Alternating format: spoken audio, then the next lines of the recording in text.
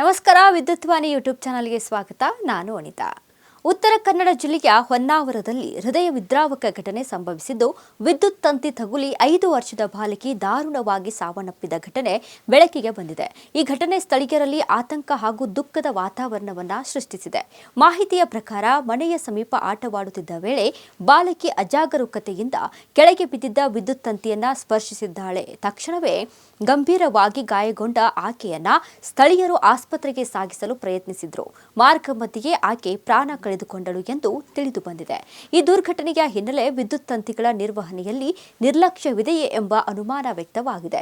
ಸ್ಥಳೀಯರು ವಿದ್ಯುತ್ ಇಲಾಖೆ ವಿರುದ್ಧ ಆಕ್ರೋಶ ವ್ಯಕ್ತಪಡಿಸಿದ್ದು, ಇಂತಹ ಘಟನೆಗಳು ಮರುಕಳಿಸದಂತೆ ಸೂಕ್ತ ಕ್ರಮ ಕೈಗೊಳ್ಳಬೇಕೆಂದು ಆಗ್ರಹಿಸಿದ್ದಾರೆ. ಘಟನಾ ಸ್ಥಳಕ್ಕೆ ಪೊಲೀಸರು ಭೇಟಿ ನೀಡಿ ಪರಿಶೀಲನೆ ನಡೆಸಿದ್ದು, ಪ್ರಕರಣ ದಾಖಲಿಸಿಕೊಂಡು ತನಿಖೆ ಆರಂಭಿಸಿದ್ದಾರೆ.